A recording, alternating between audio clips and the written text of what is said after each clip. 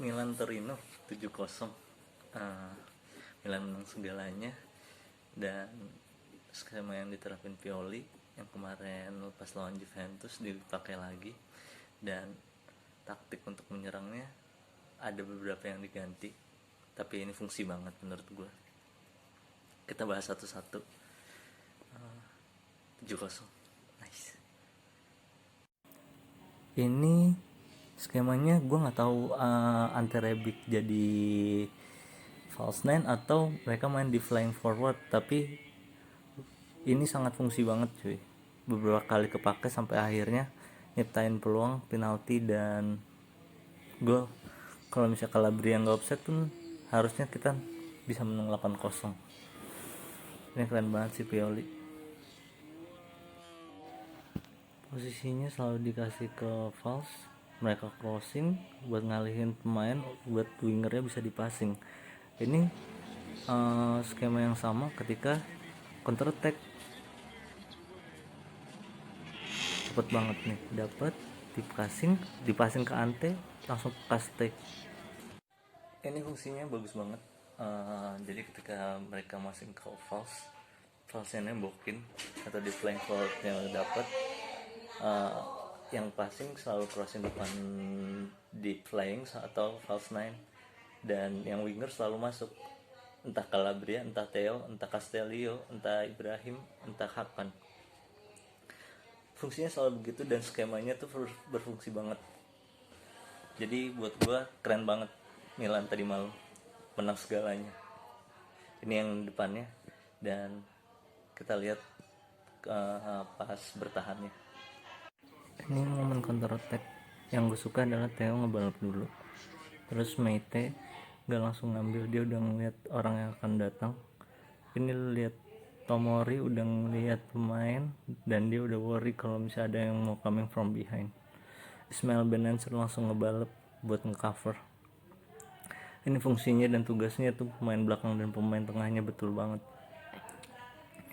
Ini salah satu kunci kenapa Milan gak kebobolan dan tetap leading dalam permainan cuy. Posisinya juga masih menang.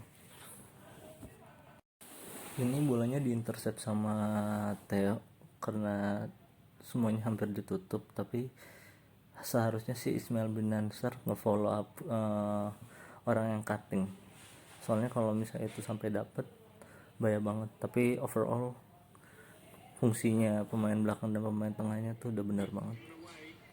Ini momen ketika counter attack dan fungsi bertahannya tuh bagus banget. Gue ngambil momen ini karena menurut gue ini salah satu poin penting kenapa Milan bisa konsisten dari lawan Juventus sampai lawan Torino hari ini. Oke, kita bahas momen yang lainnya. Ini gue ngambil momen ketika ngeset dari bawah, bola di tengah, geser ke kanan, Ismail ngejemput, Ibrahim Diaznya turun, Castellio yang ngebuka, kasihnya nyari ruang, balik ke tengah, Casey-nya digeser ke kiri, Casey-nya ngejemput, kalau Nuglia naik, Theo-nya yang masuk. Ini skema dari bawah, ketika dioper ke kanan, Castellio yang ngebuka, Diaz yang ngejemput, Ismail Benancer-nya nyari ruang, Casey-nya juga nyari ruang, dia berkiri, Casey-nya nyari ruang, Hakannya turun, Theo-nya masuk, di kanan Calabria-nya yang masuk. Ini polanya gue suka karena berfungsi. Menurut gue Pioli tahu gimana cara nerapin buat ngelawan Torino. Semoga di pertandingan selanjutnya bisa dipakai nih skema. Oke, lanjut. Ini fungsinya Diaz banget, dia nge-swing dan Theo benar-benar gak nyanyi kesempatan walaupun itu ada yang ngeblok. Tapi kalau misalnya dikasih space buat gue, tembak aja, lu gak tahu chance-nya, dan berhasil cuy. Wow.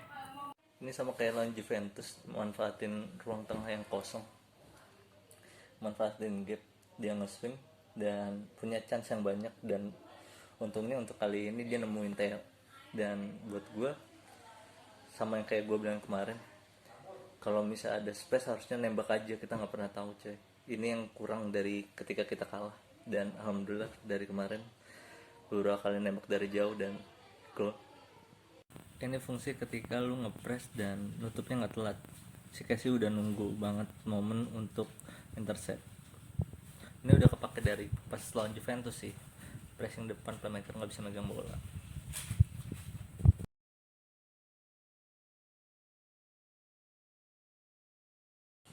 Itu beberapa poin pentingnya. Jadi kalau misalnya emang kita konsisten, kita bisa dapat tiket Liga Champion.